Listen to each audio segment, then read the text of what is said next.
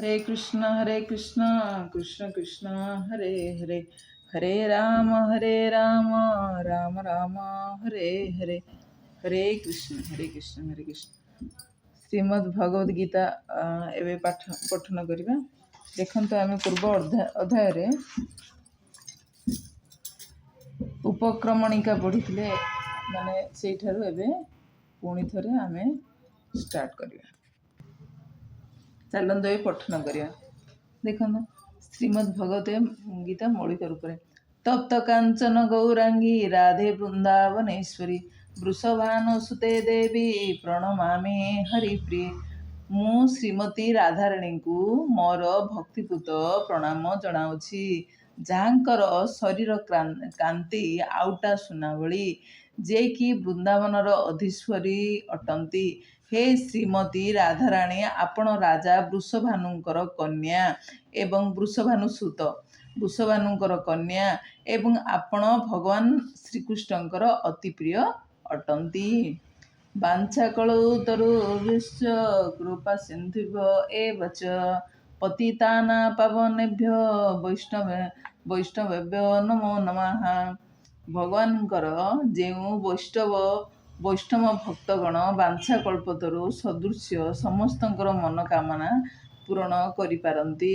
ଭଗବାନ ଶ୍ରୀକୃଷ୍ଣ ଯେଉଁ ବୈଷ୍ଣବ ଭକ୍ତଗଣ ବାଞ୍ଛାକଳ୍ପତରୁ ସଦୃଶ୍ୟ ସମସ୍ତଙ୍କର ମନୋକାମନା ପୂରଣ କରିପାରନ୍ତି ଏବଂ ଯେଉଁମାନେ ପତିତ ଜୀବମାନଙ୍କ ପ୍ରତି ଅତ୍ୟନ୍ତ ସହାନୁଭୂତିଶୀଳ, ସେହି ଭକ୍ତ ବୈଷ୍ଣବଗଣଙ୍କୁ ମୁଁ ମୋର ଭକ୍ତିପୂର୍ଣ୍ଣ ପ୍ରଣାମ ଜଣାଉଛି।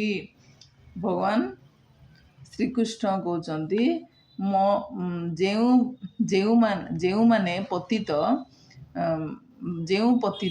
ଯେଉଁମାନେ ପତିତ ଜୀବମାନଙ୍କ ପ୍ରତି ଅତ୍ୟନ୍ତ ସହାନୁଭୂତିଶୀଳ, ସେହି ଭକ୍ତ ବୈଷ୍ଣବଗଣଙ୍କୁ ମୁଁ ମୋର ଭକ୍ତିପୂର୍ଣ୍ଣ ପ୍ରଣାମ ଜଣାଉଛି।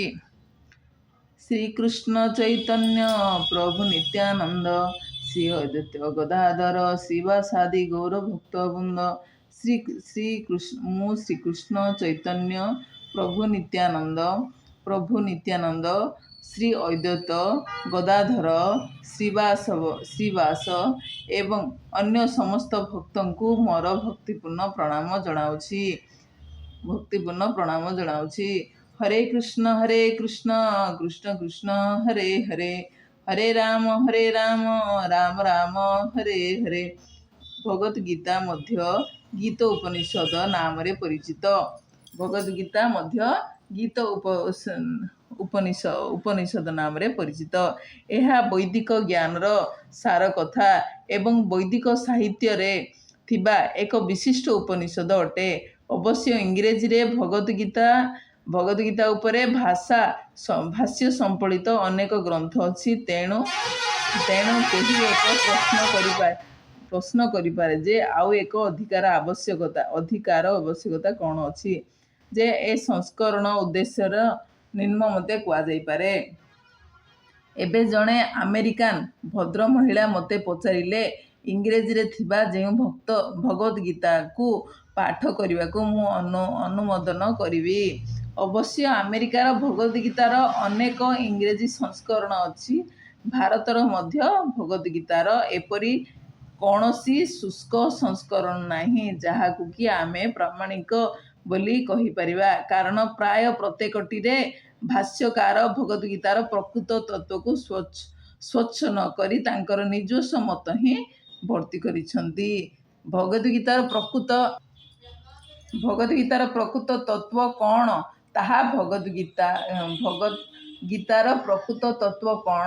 ଭଗବତ ଗୀତାରେ ହିଁ ବର୍ଣ୍ଣନା କରାଯାଇଛି।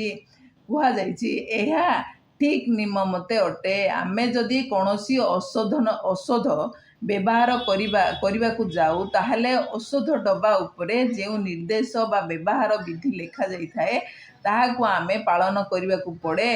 ଆମେ ଆମ ମନ ଇଚ୍ଛା କିମ୍ବା ବନ୍ଧୁମାନଙ୍କ ନିର୍ଦ୍ଦେଶ ଅନୁସାରେ ଔଷଧକୁ ବ୍ୟବହାର କରିପାରିବା ନାହିଁ। ଯେଉଁ ନିର୍ଦ୍ଦେଶ ଔଷଧ ଡବା ଉପରେ ଛପା ଯାଇଥାଏ, ଆମକୁ ତାହା ଗ୍ରହଣ କରିବାକୁ ହେବ, କିମ୍ବା କିମ୍ବା ଜଣେ ଡାକ୍ତରଙ୍କ ନିର୍ଦ୍ଦେଶ ଗ୍ରହଣ କରିବାକୁ ପଡ଼ିବ। ସେହିପରି ଆମକୁ ଭଗବତ ଗୀତାର ବକ୍ତା ଯେପରି ନିର୍ଦ୍ଦେଶ ଦେଇଛନ୍ତି ସେଇଭଳି ଭାବରେ ଆମକୁ ଭଗବତ ଗୀତାକୁ ଗ୍ରହଣ କରିବାକୁ ପଡ଼ିବ। ଭଗବତ ଗୀତାର ବକ୍ତା ସ୍ୱୟଂ ଭଗବାନ ଶ୍ରୀକୃଷ୍ଣ ଅଟନ୍ତି। ଗୀତାର ପ୍ରତ୍ୟେକ ପୃଷ୍ଠାରେ ଶ୍ରୀ ପରମ ପୁରୁଷ ଭଗବାନ ରୂପେ ବର୍ଣ୍ଣିତ ହୋଇଅଛି। ଅବଶ୍ୟ ବେଳେବେଳେ କୌଣସି ଶକ୍ତିଶାଳୀ ଦେବତା କିମ୍ବା ଶକ୍ତିଶାଳୀ ମାନବ ନିମିତ୍ତ ଭଗବାନ ଶବ୍ଦ ବ୍ୟବହାର କରାଯାଇଥାଏ, କିନ୍ତୁ ଏ କଥା ନିଶ୍ଚିତ ଯେ ଏଠାରେ ଭଗବାନ ଶବ୍ଦ ଏକ ପୁରୁଷ ବା ଭଗବାନ ଶ୍ରୀକୃଷ୍ଣ ନିମିତ୍ତ ବ୍ୟବହାର କରାଯାଇଛି। କିନ୍ତୁ ତତ୍ ସଙ୍ଗେ ସଙ୍ଗେ ଆମ୍ଭମାନଙ୍କର ଏହା ଜାଣିବାକୁ ହେବ ଯେ ଶ୍ରୀକୃଷ୍ଣ ହେଉଛନ୍ତି ପରମ ପୁରୁଷ ଭଗବାନ ଏବଂ ଏହା ଶଙ୍କରାଚାର୍ଯ୍ୟ, ରାମାନୁଜାଚାର୍ଯ୍ୟ,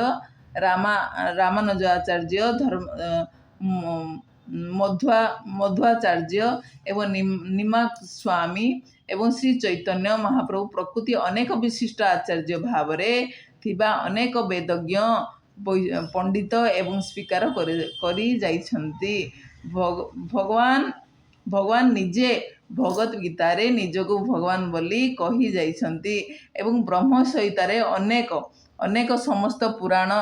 ଅନେକ ସମସ୍ତ ପୁରାଣ ବିଶେଷ କରି ଭାଗବତ ପୁରାଣର ମହାପୁରାଣ ନାମରେ ପରିଚିତ। ଶ୍ରୀମଦ୍ ଭାଗବତମରେ ଯେ ଭଗବାନ ପ୍ରତି ସ୍ୱୀକୃତି ହୋଇଛନ୍ତି,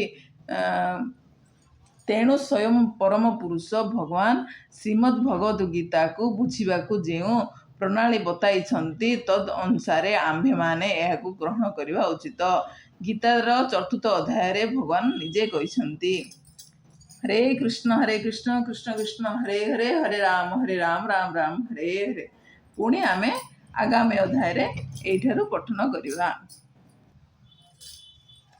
ଏଇଠାରୁ ଏପର୍ଯ୍ୟନ୍ତ କୌଣସି ଯଦି ତ୍ରୁଟି ରହିଥାଏ ତାହେଲେ କ୍ଷମା କରିଦେବେ ବୋଲି ମୋର ଆପଣଙ୍କ ଠାରେ ପ୍ରାର୍ଥନା।